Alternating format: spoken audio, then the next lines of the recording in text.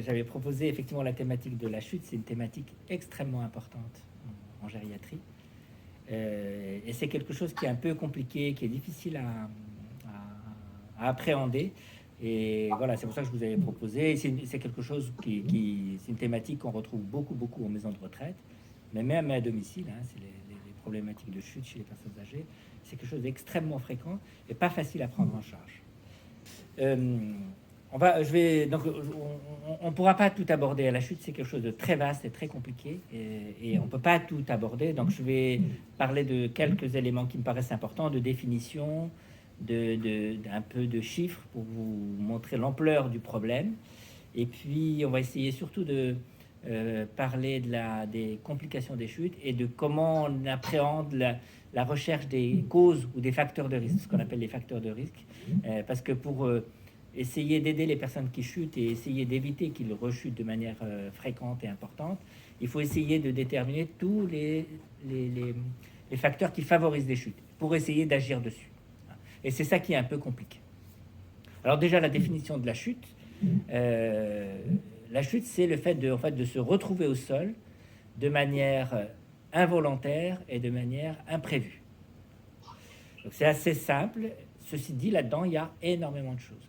Et vous voyez que ça, en particulier, ça ne distingue pas les malaises, auxquels on pense toujours quand on a une chute, et les chutes dites mécaniques qui vont nous intéresser, nous, particulièrement en gériatrie. Mais je vous en parlerai tout à l'heure. Donc c'est une pathologie, si on la considère globalement, c'est une pathologie qui est extrêmement fréquente, qui amène énormément de passages et d'hospitalisations aux urgences. Et on considère que c'est quasiment la deuxième ou la troisième cause d'hospitalisation dans les services de gériatrie. Le souci, c'est qu'en fait, j'ai marqué origine multifactorielle, et c'est une façon un peu simple de le dire, mais le gros problème, c'est que les origines et les facteurs de risque sont très nombreux.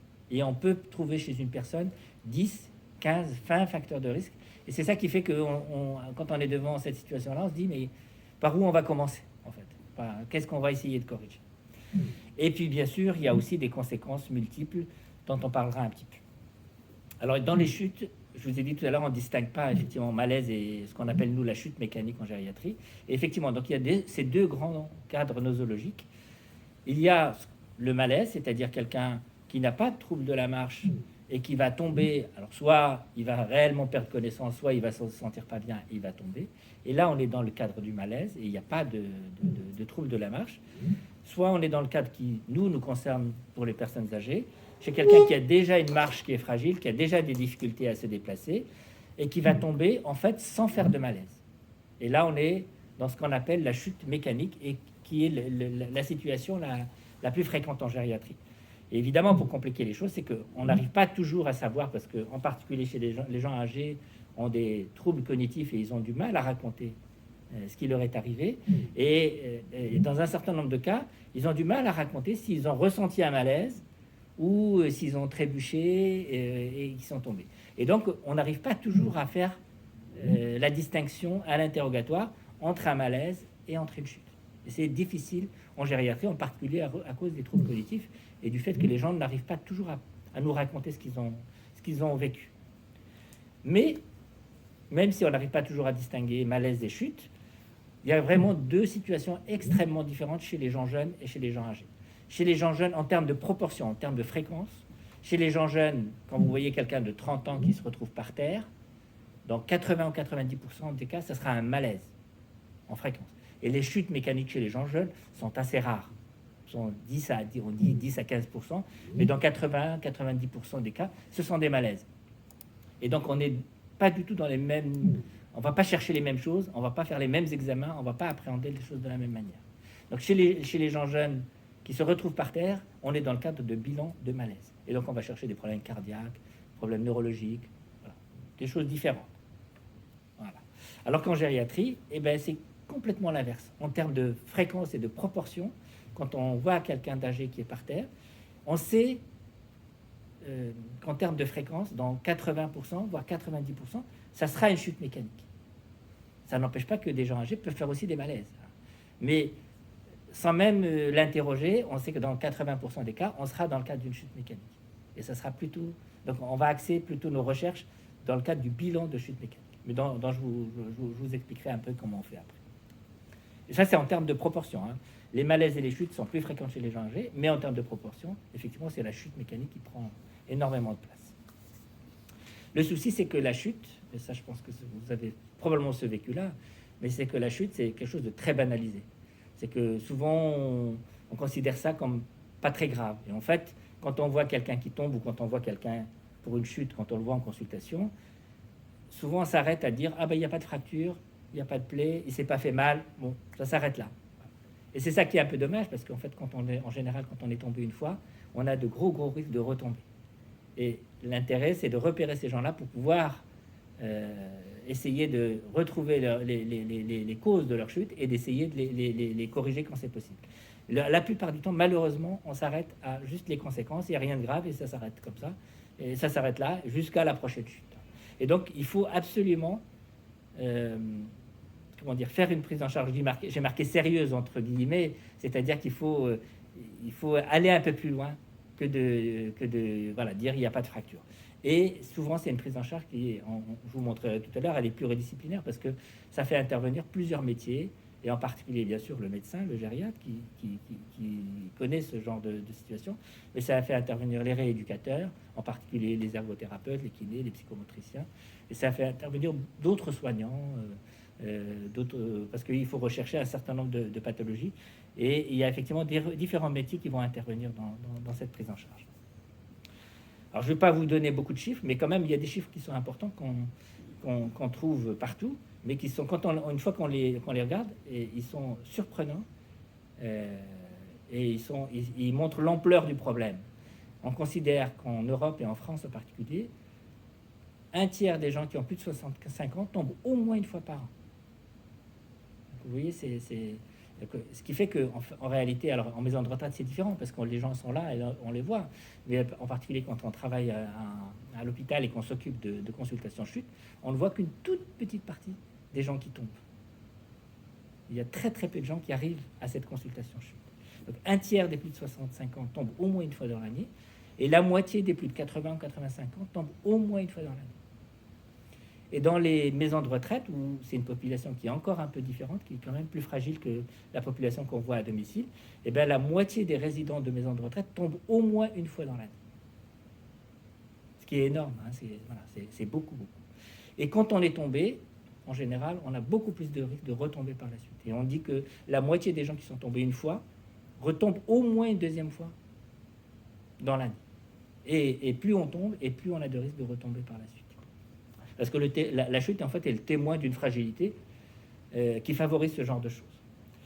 Et voilà, en chiffres, oui, voilà. Et la chute représente 80 à 90% des accidents domestiques des personnes âgées. Les accidents domestiques, ça peut être se brûler, ça peut être... Mais dans 80% des cas, c'est la chute. Et ça représente quand même presque 10 000 décès en France, de manière directe ou indirecte. 10 000 décès sans la conséquence de chute. Alors, les conséquences. Là, évidemment, la conséquence la plus importante et qu'on recherche tout de suite, c'est les traumatismes. Et on considère que 10 à 30% des chutes génèrent un traumatisme. Et dans à peu près 10% des cas, ce sont des fractures. La fracture la plus... c'est pas la plus fréquente, mais celle qui a le plus de conséquences sur l'état de santé de la personne âgée, c'est la fracture du fémur. Bon, les chiffres sont pas forcément très importants, mais c'est très fréquent. Ça augmente dans le temps parce qu'il y a un vieillissement de la population, et donc effectivement les fractures du fémur sont de plus en plus importantes, et on pense que ça va continuer à augmenter dans les 10, 20, 30 ans qui viennent. Et un élément qui est important, c'est que on peut penser qu'une fracture du fémur, c'est pas forcément très grave. En fait, nous, on a l'habitude de dire toujours qu'une fracture du fémur, c'est plus grave qu'un cancer du sein en termes de mortalité, puisque on considère qu'à peu près un quart des patients qui ont une fracture, chez les personnes âgées, hein, je parle des gens de plus de 80 ans, un quart des patients de plus de 80 ans qui ont une fracture du fémur vont décéder dans l'année qui suit la fracture. C'est énorme, hein, c'est beaucoup. Et parmi ceux qui survivent à cette fracture, la moitié d'entre eux ne pourront plus revivre chez eux. et donc devront aller vivre ailleurs, soit dans une résidence senior, soit dans un EHPAD. Donc ça a des conséquences extrêmement graves. Celle-là, cette plaque, c'était juste pour vous. Donc les fractures, on voit proportionnellement relativement peu de fractures du poignet chez les personnes âgées. Les fractures du poignet, c'est plutôt chez les gens de 50, 60 ans, 70 ans. Et chez les personnes âgées, on voit bien sûr les fractures du fémur, mais ça, c'est très visible. C'est-à-dire qu'on le voit tout de suite, même si parfois ça peut, chez des gens extrêmement détériorés sur le plan intellectuel, on peut avoir du mal à faire le diagnostic. Mais il y a eu aussi une autre fracture qui est très fréquente chez les personnes âgées, c'est les fractures de vertèbres. Et celles-ci, on ne les voit pas toujours, hein, parce que soit les gens n'ont pas très mal, soit les gens ont mal, et comme on a souvent aussi mal parce qu'on a de l'arthrose, on a souvent mal au niveau du dos. Et donc, c'est des fractures qui passent parfois inaperçues et qu'on ne diagnostique pas. Et pourtant, qui ont des conséquences presque aussi graves que les fractures du fémur. Parfois, les fractures de vertèbres, on ne les diagnostique que sur une radio qu'on fait pour une autre raison. Et là, on se rend compte qu'il y a des vertèbres cassées. Alors, les fractures, effectivement, c'est la conséquence majeure des chutes. Mais évidemment, il y a d'autres conséquences. Alors, on peut avoir, bien sûr, les plaies, les hématomes de la peau, les traumatismes des viscères, en particulier le foie, le rein, dans des grosses chutes, dans des gros traumatismes. Les décès, on en a parlé. Donc, c'est effectivement soit des décès sur du court terme, parce qu'il y a une fracture grave, soit le plus souvent, ce qu'on voit, c'est qu'effectivement, chez des gens fragiles, en particulier qui ont une fracture du fémur, leur état de santé va se dégrader dans les mois, les semaines et les mois qui suivent, et ils peuvent décéder de complications derrière un peu plus tard. Évidemment, il y a des conséquences indirectes qu'on ne voit pas au moment de la chute, c'est-à-dire, évidemment, quand on tombe, et même sans fracture, parfois on ne peut plus rester chez soi, et ça va poser un énorme problème pour la personne et pour sa famille. Il y a des conséquences financières, parce que quand on tombe, on est obligé parfois d'adapter son domicile, on est obligé de changer sa salle de bain, on est obligé de changer, mettre voilà. Et donc il y a des conséquences financières pour la personne. Et évidemment, il y a des conséquences aussi pour l'aidant, parce que d'abord, il y a un stress à se dire comment je vais gérer. Des gens qui vivent seuls, moi je sais que j'ai souvent rencontré ça, c'est que un parent qui vit seul à domicile, les enfants vont être obligés de passer régulièrement, d'appeler, de venir. Et donc, ça a des conséquences sur les aidants. Et puis, une autre conséquence à la fin dont je veux vous parler, qui est une particularité en gériatrie, qu'on appelle le syndrome post-chute ou la désadaptation psychomotrice, qui est vraiment une particularité de la gériatrie qu'on ne voit pas chez les sujets jeunes. Et c'est quelque chose qui est potentiellement très grave. C'est-à-dire que, on parlerait un peu de la marche tout à l'heure. En fait, chez des personnes âgées fragiles, parfois quand ils tombent, la marche, c'est un automatisme. En fait, on ne réfléchit pas quand on marche. On a des automatismes et voilà, on ne dit pas on va mettre un pied devant l'autre et on va marcher. Et chez des gens fragiles, après une chute, ils ont une sorte de sidération des automatismes de la marche. Et alors, l'extrême, c'est que ils tiennent plus debout. Ils ont même tendance, quand on les met au fauteuil, à aller en arrière parce qu'ils ont peur, en fait. Ils ont peur de tomber. Et en fait, ça tient en fait à des anomalies neurologiques qui provoquent ça. Alors ça, c'est l'extrême. Mais à minima, on peut avoir une accentuation des troubles de la marche et une peur, en fait. Les gens, quand ils sont tombés une première fois, ils ont peur de tomber. Et en fait, ils marchent un petit peu. Ils se mettent à marcher un peu penchés en avant. Ils bougent plus trop leurs bras, ils n'osent pas trop lever les pieds, ils marchent en gardant les deux pieds au sol, en traînant les pieds, et ça a des conséquences graves sur leur autonomie. Et en particulier, dans les syndromes post-chute à minima, c'est ce qui explique les rechutes dans les jours qui suivent. On voit parfois des gens qui ne sont pas tombés pendant plusieurs années ou plusieurs mois, qui tombent sans se fracturer, et puis de manière bizarre, dans les jours qui suivent, dans les semaines qui suivent, ils n'arrêtent pas de tomber, ils tombent tout le temps. Et donc on vient, on les ramasse et le lendemain, ou deux ou trois jours, et ça s'explique par ce syndrome-là. Et ça, c'est une particularité en gériatrie qu'on ne trouve pas chez le sujet jeune, et c'est quelque chose à prendre en charge très vite, essentiellement par les rééducateurs. Et en fait, on dit que c'est un cercle vicieux, c'est-à-dire que les gens tombent, ont peur de tomber, du coup, ils font moins de choses, ils restreignent leurs activités, et ils se déconditionnent, c'est-à-dire qu'ils perdent leur force musculaire, ils perdent leur dynamisme. Et en fait, ça reconduit à la chute. Et voilà. Et on est dans un cercle vicieux. Et ils tombent, ils ont peur. Et voilà. Et donc, la principale conséquence, c'est effectivement la perte de l'autonomie.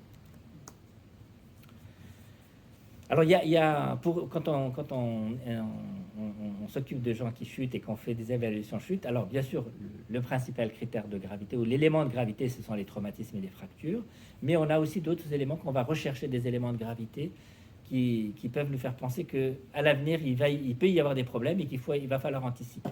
Alors, il y a des éléments qui concernent la marche en elle-même ou la chute, et en particulier, très important de savoir si les gens sont capables de se relever ou pas. Et est-ce qu'ils ont déjà eu des chutes? C'est en lien d'ailleurs, est-ce qu'ils ont eu déjà des chutes avec des séjours prolongés au sol? Et les gens qui ne sont pas capables de se relever, c'est ce qu'on voit parfois à l'hôpital, aux urgences. Souvent, c'est des gens qui arrivent à l'hôpital, c'est qu'ils tombent, ils vivent seuls, ils n'ont pas les moyens de prévenir. Et parfois, on a des gens qui tombent et qui vont rester plusieurs heures par terre, voire qui vont rester une nuit par terre. Moi, ça m'est déjà arrivé de voir des gens qui sont restés plus de 24 heures par terre. Parce que ils n'ont pas de passage quotidien. Moi, je me souvenir d'un patient que j'avais vu qui avait un passage de portage de repas lundi, mercredi, vendredi. Portage de repas vendredi qui est passé, tout allait bien. Et celui d'après, c'est lundi d'après, et la personne le trouve par terre. Et le monsieur nous a dit, je suis tombé vendredi. Je suis tombé vendredi soir. Et comme effectivement il n'avait pas des dents, il était incapable d'appeler, il est resté par terre 2 jours.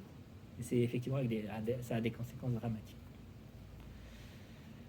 L'autre critère qui peut faire penser qu'à l'avenir il peut y avoir des problèmes, c'est le nombre de chutes. C'est-à-dire que plus on tombe, plus les chutes sont fréquentes et plus potentiellement c'est grave. Et puis il y a aussi des critères qu'il va falloir savoir rechercher en dehors même de la chute. C'est effectivement les gens qui ont de l'ostéoporose. C'est des gens qui vont faire des complications plus graves que les autres, des gens qui prennent des anticoagulants, et, comme je vous racontais pour le monsieur, et les gens qui sont isolés socialement, qui sont seuls à domicile, c'est aussi un élément qui peut rendre les chutes potentiellement plus graves que dans la population générale. Alors pourquoi la difficulté, je vous disais tout à l'heure, la difficulté qu'on a pour prendre en charge ces chutes, c'est que en fait, les causes et les facteurs de risque sont multiples et on n'arrive pas à savoir par quel bout prendre ça. Et pour essayer de faire ça de manière un peu structurée, il faut qu'on comprenne pourquoi les gens tombent et quels sont les facteurs qui favorisent ce genre de choses. Alors, les gens tombent pour plein de raisons, donc je vais pas rentrer dans les détails, mais je vais vous donner quelques éléments de réflexion. D'abord, le vieillissement. C'est pas un hasard que les chutes existent chez les gens âgés, parce que le vieillissement agit d'abord sur la marche. La marche, c'est quand on est debout, en fait, c'est une sorte de déséquilibre permanent. C'est-à-dire que quand on est debout, quand on veut marcher, on lève un pied et on part en avant. C'est comme si on tombait. En fait, on lève un pied, puis à un moment, on est debout sur un seul pied, et on se rattrape, en fait, le pied qui est levé, on avance, on le met par terre, et puis on va lever l'autre pied, et c'est un déséquilibre permanent qu'on rattrape à chaque fois, et qui nous permet de nous mouvoir, et qui permet de ne pas tomber. Mais le vieillissement ralentit ces éléments de la marche. Il y a un ralentissement du pas, il y a un pas qui est plus irrégulier, il y a aussi une diminution du balancement, de rotation du tronc et de balancement des bras. Tout ça fait que la marche est moins alerte et moins efficace et plus à risque. Le vieillissement agit sur l'équilibre. Alors l'équilibre est régi par 3 grandes fonctions: la vue, l'oreille interne, le système vestibulaire et le système nerveux. C'est ce qui permet d'avoir un bon équilibre. Et le vieillissement altère ces 3 fonctions-là. Et donc évidemment, ça a une action sur l'équilibre et le fait d'éviter de ne pas tomber. Donc, le vieillissement a une action. L'autre grand cadre qui favorise, qui altère l'équilibre et la marche, ce sont toutes les maladies chroniques. Et en particulier, les 2 grands cadres pathologiques, c'est les maladies des articulations ou des os, et en particulier l'arthrose, qui est la principale maladie chez les gens âgés, et qui va altérer la marche et qui va favoriser les chutes. Et les maladies neurologiques, je n'ai pas marqué d'exemple, mais les séquelles d'accident vasculaire cérébral, les maladies de Parkinson, tout ce qui touche les nerfs, les maladies, les maladies des nerfs au niveau des jambes, tout ce qui altère le système neurologique, c'est les deux grandes pathologies chroniques qui favorisent les chutes. Ensuite, il y a évidemment, c'est pas exhaustif, hein, mais j'ai marqué quand même les choses auxquelles on est confronté souvent en gériatrie. Toutes les maladies cognitives favorisent les chutes, les troubles de l'humeur, les dépressions, les anxiétés, la dénutrition, et puis toutes les autres maladies chroniques. Autre raison pour lesquelles, donc ça c'était les maladies chroniques, c'est ça, il y a des maladies qui sont là depuis des mois ou des années et qui sont des facteurs favorisants.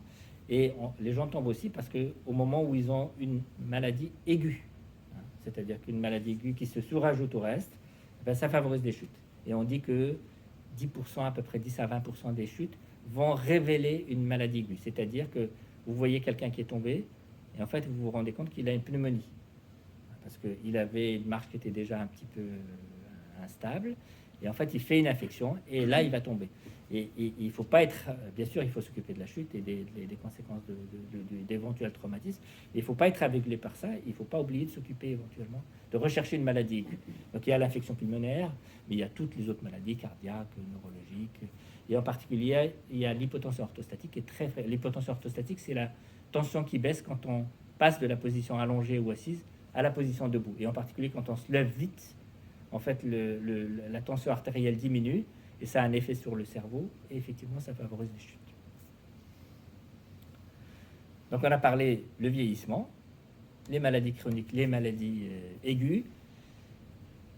Autre grande cause qui favorise les chutes, c'est les médicaments.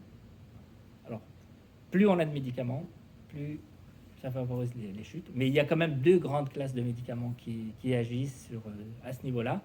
C'est tous les médicaments pour les psychotropes, les médicaments pour le moral, pour l'anxiété, et en particulier les benzodiazépines, qui est vraiment un des médicaments qui favorise le plus les chutes, et les traitements antihypertenseurs. Les mécanismes, je ne vais pas rentrer dans le détail, mais effectivement, quand on a quelqu'un qui a chuté, il faut toujours regarder son ordonnance. Ça ne veut pas dire qu'il faut les arrêter, c'est juste regarder si c'est bien adapté, si la posologie n'est pas trop forte, si voilà. Et la dernière chose qui favorise les chutes, c'est l'environnement, c'est-à-dire le domicile ou ici la chambre, ou voilà, des choses inadaptées dans la chambre ou dans un couloir. Donc en particulier, c'est les sols glissants, les tapis, mais ça c'est des choses que vous connaissez. Voilà. On vérifie toujours si les gens ont des tapis qui glissent, n'ont pas un sol qui est irrégulier, les objets encombrants dans la pièce qui font que la personne doit contourner un objet ou doit enjamber un objet, l'éclairage insuffisant, on n'y pense pas, mais une des situations fréquentes qu'on voit à domicile, hein, mais même ici en maison de retraite, c'est les chutes, c'est plus souvent la nuit, parce que les gens dorment, ils se lèvent, ils ont envie de faire pipi, ils se lèvent, donc ils sont pressés, ils se dépêchent, ils n'allument pas la lumière, parce qu'ils n'ont pas le temps d'allumer la lumière, ou la lumière ne marche pas, et là, il y a tout pour tomber. Moi, je me lève la nuit pour aller aux toilettes. Je n'allume pas la lumière, et je tombe pas, parce que j'ai des capacités qui compensent en fait ça. Mais les gens âgés qui sont déjà fragiles, en fait, le fait de ne pas allumer la lumière, et ça, on n'y pense jamais. Et c'est une des choses qui, quand on est en maison de retraite, c'est différent parce qu'on est là, on voit la chambre, on voit ce qui se passe dans la chambre. Mais quand on voit des gens, par exemple en consultation, qui vivent à domicile, c'est extrêmement compliqué pour savoir ce qui se passe à la maison. Et en fait, il faut avoir quelqu'un qui puisse se déplacer et qui puisse aller sur place et faire une évaluation. Alors c'est souvent le travail des ergothérapeutes, par exemple. Mais il faut avoir quelqu'un qui puisse aller voir les choses, parce que même bien sûr qu'on pose des questions sur est-ce que vous avez des tapis, voilà. Mais c'est difficile, en fait, il faut aller voir de visu.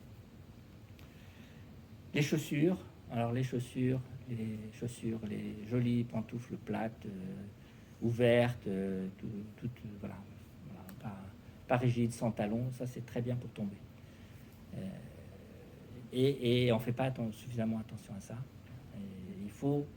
C'est quelque chose qu'il faut rechercher. Et souvent, les gens aiment ces chaussures-là parce que c'est celles qu'ils ont, voilà, qu'ils ont l'habitude d'utiliser. Mais il faut parfois essayer de leur dire qu'il faut changer ça pour améliorer la situation. L'animal domestique, c'est parce que effectivement, on sait que les gens qui ont des animaux domestiques chutent plus souvent, alors probablement par des questions de... ils bougent et ils sont obligés voilà, il y a des mouvements qu'ils ne contrôlent pas, et ça peut être éventuellement un facteur favorisant de chute. Alors en pratique, quand on voit, nous, gériatres, quand on voit quelqu'un qui vient chez nous, qui vient de tomber, alors je ne vais pas tout détailler, évidemment, on va d'abord regarder est-ce que c'est un malaise ou pas, on va évaluer les conséquences et les traiter, donc regarder les fractures. Ce qui est important, c'est que après il faut mener de front, c'est-à-dire qu'il faut faire en sorte que les gens, il faut vite les remettre debout, les rassurer, pour qu'ils reprennent la marche et ne pas les empêcher de marcher, ne pas les empêcher ne pas les confiner. Il faut vite les remettre et les réassurer. Et évidemment, il va falloir faire une enquête étiologique, et c'est ça qui est le plus compliqué. C'est d'essayer de déterminer tous les facteurs qui favorisent les chutes, un par un, et ensuite voir ce qu'on peut corriger, ce qu'on peut ne pas corriger. Bon, ça c'est notre façon, nous, de travailler, c'est-à-dire que ce qui est très important dans la consultation médicale, ce qui est très long, c'est reconstituer toute l'histoire. De quand, à quelle heure, est-ce que c'est la nuit, est-ce que c'est le jour, qu'est-ce que vous avez ressenti, à quel endroit, est-ce que vous avez pu vous relever, enfin, c'est très très long à faire, mais il faut le faire parce que c'est ça qui aide après au diagnostic. Tout un examen, et donc on retrouve les mêmes choses. Tout à l'heure, je vous ai dit que les gros facteurs de risque, c'est les maladies rhumatologiques, enfin l'os et l'articulation et le neurologique. Donc on va faire tout ça. Donc on retrouve exactement ce qu'on a dit tout à l'heure. Tester la marche, regarder comment les gens marchent, est-ce qu'ils boitent, est-ce qu'ils ont des troubles de l'équilibre. Et puis on va faire systématiquement un bilan de la mémoire, un bilan du moral, un bilan nutritionnel. On va regarder systématiquement les médicaments. Tout à l'heure, je vous ai dit, quand je vous parlais de l'hypotension orthostatique qui était fréquente, donc on va rechercher systématiquement une hypotension orthostatique. Et puis éventuellement, on va faire des examens complémentaires. Donc ça, je ne veux pas, parce que c'est très long, je ne vais pas vous rentrer dans les détails. Après, il faut l'adapter évidemment à la situation du patient. Les consultations chute à l'hôpital, en général, elles se font sur une journée. Donc les gens arrivent le matin et il y a tout un bilan qui se fait sur toute la journée.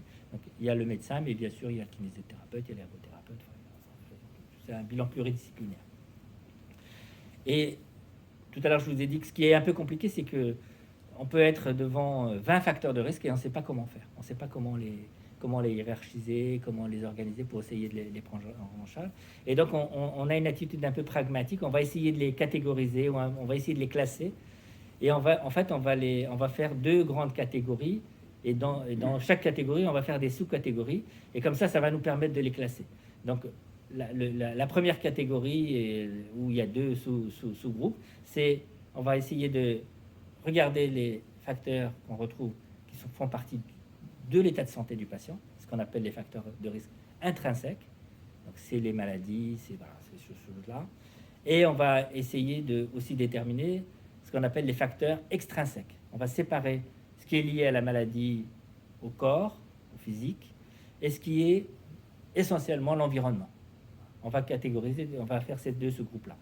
Et puis, il y a une autre façon de voir les facteurs de risque, c'est ce qu'on va appeler à la fois des facteurs, ce qu'on appelle des facteurs prédisposants ou favorisants, c'est-à-dire essentiellement les maladies chroniques qui vont fragiliser la marche et l'équilibre.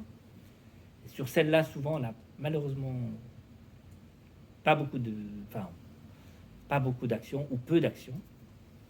Et on va essayer de regarder ce qu'on appelle les facteurs précipitants, c'est-à-dire les pathologies, les choses qui viennent d'arriver et sur lesquelles souvent on peut agir. Et donc on va essayer de catégoriser ces facteurs de risque dans ces 4 sous-catégories. Et évidemment, un facteur favorisant peut être intrinsèque, peut être extrinsèque. C'est peut-être un peu compliqué à vous expliquer, mais un facteur favorisant peut être intrinsèque, extrinsèque, un facteur précipitant aussi. Et on va essayer de les catégoriser de cette manière-là. Et puis après, savoir ce qu'on peut proposer en face. Alors, on peut faire 10 diapositives de facteurs de risque. Évidemment, je ne vais pas les détailler. L'âge est un facteur de risque, mais on n'y peut rien, c'est comme ça. Quand on a quelqu'un qui a 85 ans, ben il a 85 ans, on fait avec. Le sexe féminin est un facteur de risque, pareil, on ne peut pas changer le sexe des gens. Et puis après, on va trouver tout ce qu'on a décrit, les médicaments, les psychotropes, l'arthrose, voilà. Tout ça, ce sont des facteurs, ce qu'on appelle des facteurs prédisposants, des troubles cognitifs. C'est-à-dire que ce sont des maladies chroniques qui sont là depuis longtemps et qui fragilisent la marche et qui sont des facteurs de risque de chute. Et les facteurs précipitants, ben, c'est toutes les maladies aiguës dont on a parlé tout à l'heure, un AVC, un infarctus, une hypotension orthostatique. Et dans les facteurs précipitants, il peut y avoir par exemple des facteurs environnementaux, un éclairage qui tombe en panne dans le couloir. Voilà. Et avant, la personne ne tombait pas, son éclairage est tombé en panne, et ben voilà, dans les jours qui suivent, il risque de tomber. Voilà, et en pratique courante, c'est comme ça, comment dire, pour essayer de concentrer notre consultation sur les choses les plus fréquentes, c'est arthrose, enfin maladie articulaire, maladie neurologique, et pathologies du pied. Toujours rechercher les pathologies visuelles, et systématiquement faire ce qu'on appelle une conciliation médicamenteuse, c'est regarder l'ordonnance et vérifier si les traitements sont bien adaptés ou pas. Et puis faire un bilan, rechercher l'hypotension orthostatique et à faire une évaluation de l'environnement. Et puis, donc, évidemment, quand on se retrouve... d'abord, oui, plus les gens ont de facteurs de risque, quelqu'un qui a 2 facteurs de risque, il est dans une situation qui est moins compliquée que quelqu'un qui en a 15. Donc, plus on a de facteurs de risque, et plus c'est grave. Après, quand on se retrouve avec 15 facteurs de risque, comment on va faire? On ne peut pas tout gérer. On ne peut pas gérer les 15 choses d'un coup, en une fois. Et donc, on va essayer de hiérarchiser. On va essayer de dire, celui-ci est plus important. On va hiérarchiser à la fois par l'importance et par la possibilité de le corriger. Quand on est devant un facteur de risque qu'on ne peut pas corriger, c'est pas que c'est pas important, mais malheureusement, on ne va pas avoir d'action dessus. Donc, on va le mettre de côté en disant, il est là, c'est un facteur de risque de chute, mais je ne peux pas agir dessus. Évidemment, on va concentrer notre travail sur ce qu'on peut corriger.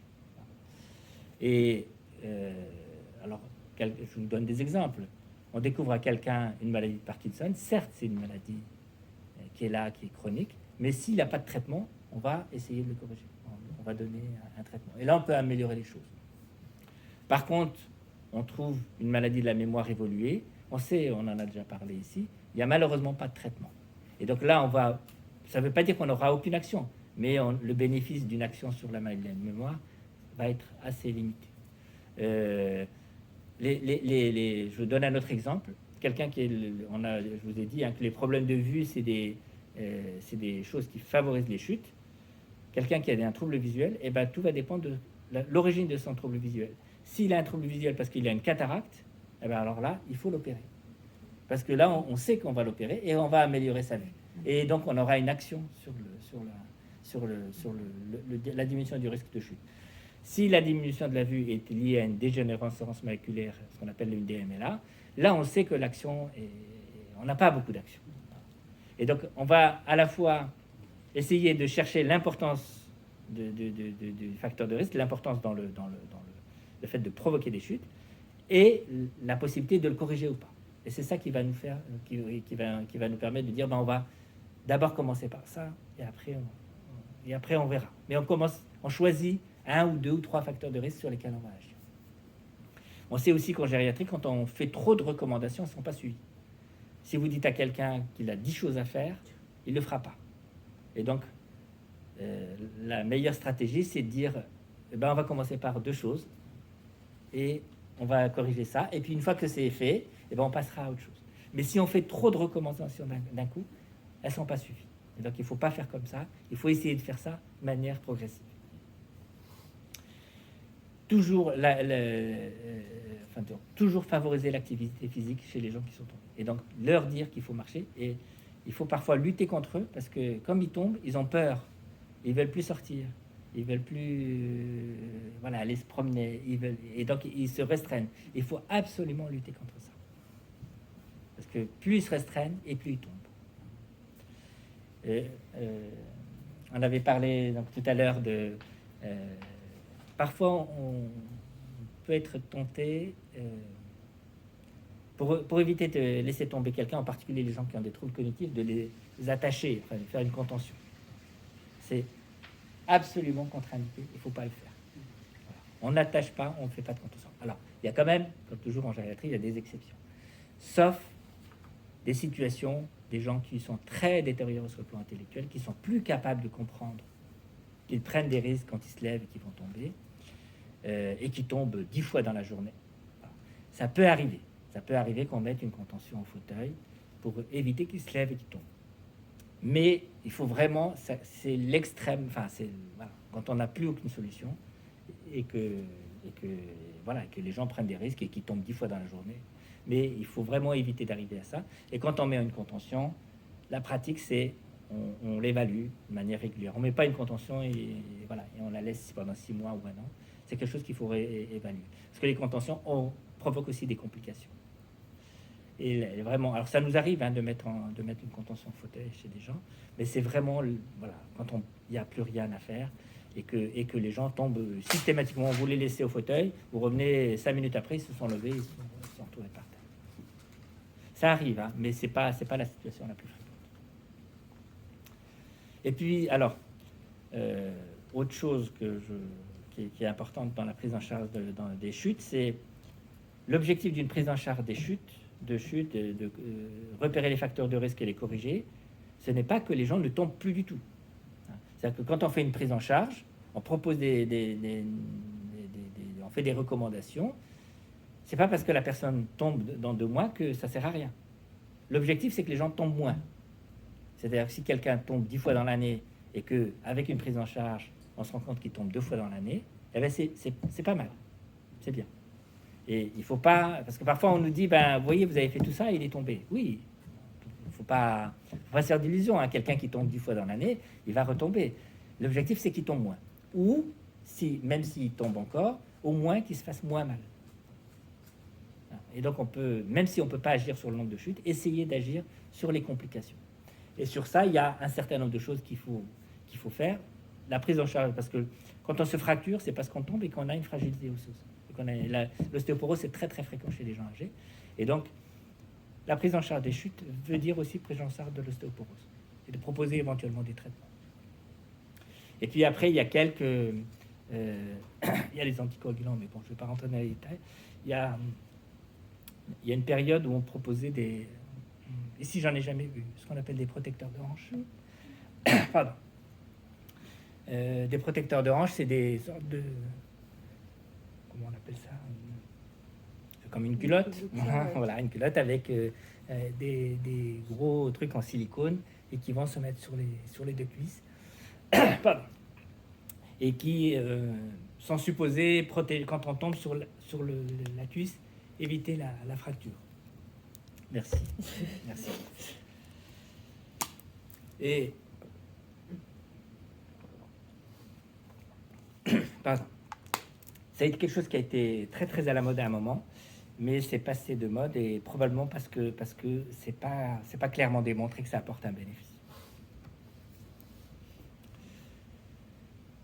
Bon, j'arrive à la fin de ma présentation. Là, c'est juste, je vous ai parlé de comment on prend en charge la personne qui vient et qui est tombée. On nous dit il est tombé. Soit il vient de tomber, on s'en occupe. Soit on nous dit il est tombé il y a 1 mois, il faut faire un bilan. En gériatrie, il est recommandé aussi de rechercher les risques de chute, même si chez des gens qui ne sont jamais tombés. Et on recommande certains tests très très simples. Alors déjà, la première chose dans une consultation de gériatrie, c'est qu'on demande systématiquement aux gens, est-ce que vous êtes déjà tombé? Parce que le fait d'être tombé déjà est un facteur de risque et ça va nous orienter vers quand même un travail sur ça. Et puis il y a des tests tout simples pour essayer de rechercher les personnes qui ont des risques de chute grave. Et celui que j'utilise, c'est l'appui monopodal. C'est-à-dire qu'on demande aux gens de se mettre sur une seule jambe et tenir debout le plus longtemps possible. Et normalement, on doit tous pouvoir tenir plus de 5 secondes. Et si on tient moins de 5 secondes, c'est qu'on a des difficultés d'équilibre et de marche et qu'on est à risque de chute. Ça permet de repérer les gens qui sont plus à risque et après de leur faire des examens. Après, il y a d'autres tests, bon, je ne vais pas les détailler. Il y a un élément aussi qui est important pour repérer les gens qui sont à risque de chute, c'est que normalement, quand on a un bon équilibre, une bonne marche, on parle et on marche en même temps, et on peut même faire autre chose, on peut même téléphoner et marcher. Et les gens qui sont très âgés et qui ont des difficultés à la marche, en fait, ils peuvent plus faire deux choses. Et en fait, quand ils marchent et vous leur parlez, ils s'arrêtent de marcher. Et ça, c'est un élément, voilà, c'est un élément qui, quand les gens marchent et quand vous leur parlez qu'ils s'arrêtent de marcher, c'est que leur marche n'est pas de bonne qualité et qu'ils sont à risque de chute. Il y a plein d'autres tests, mais c'est vrai que moi, celui que j'utilise le plus facilement, c'est l'appui unipodal, parce que c'est très facile à faire. Et puis, ça a aussi fait prendre conscience aux gens de leur difficulté à la marche. C'est l'avant-dernière plaque, ça résume tout ce qu'on vient de dire. Hein. Elle paraît compliquée, mais au milieu, la personne a chuté. D'abord, on commence par vérifier s'il n'y a pas de traumatisme et traiter le traumatisme. Et de front, il faut mener l'évaluation. Voilà. De front, il faut mener tout ce qu'on a dit là, le bilan de la chute, le bilan des facteurs de risque de chute, essayer de les corriger. Et là-dedans, vous avez effectivement la gestion des différents facteurs de risque. Et en même temps, il faut remettre les gens debout, les faire marcher, leur faire prendre confiance. Et là, c'est beaucoup de travail des rééducateurs. Donc, évidemment, les rassurer, leur dire de continuer à faire de l'activité physique, voir s'ils ont besoin d'une canne, d'un déambulateur, parce que ça peut être utile pour les rassurer. Et au bout du bout, effectivement, c'est les traitements, en particulier les traitements de l'ostéoporose. Et celle-ci, c'est la dernière. C'est juste pour... parce que pendant longtemps, on s'est demandé si en faisant tout ça, parce que tout ça, c'est long, ça prend beaucoup de temps, c'est long pour le patient, c'est long pour les soignants, ça prend énormément de temps, mais beaucoup de gens se posaient la question, est-ce que c'est vraiment utile? Est-ce que vraiment ça change quelque chose à la suite Et en fait, il y a des études, alors Tinetti, c'est la grande spécialiste des chutes et des troubles de la marche, qui est une gériatre américaine, et c'est elle qui a la première prouvé que le fait de faire le bilan des facteurs de risque de chute et de les corriger, en fait, ça améliore, ça réduit le nombre de chutes derrière. Et encore une fois, c'est elle qui disait, c'est pas parce que mon patient est retombé que c'était vain ce que j'ai fait. Ce qui est important, c'est qu'il tombe moins et qu'il se fasse moins mal. Et donc, ça a été la première étude qui a démontré que prendre en charge les facteurs de risque de chute améliorait la marche et réduisait le risque de chute. Après, il y en a eu plein d'autres. Voilà. Le souci du bilan de chute de manière très exhaustive, c'est que c'est très long à faire et ça demande beaucoup de temps. Voilà. Et que moi je m'en suis occupé un petit peu avant de venir ici. En gros, on pouvait voir 2 patients par jour. Voilà. Et donc c'est assez compliqué. Alors ça empêche, ça c'est vraiment le bilan complet. Ça n'empêche pas qu'on puisse faire. Alors en maison de retraite, nous on peut le faire. Pas obligé de tout faire. Il faut adapter les choses à la situation du patient. On n'est pas obligé de tout faire. Mais il faut savoir le faire pour pouvoir après le proposer à tout le monde et de manière adaptée. Voilà, je vous remercie. Merci.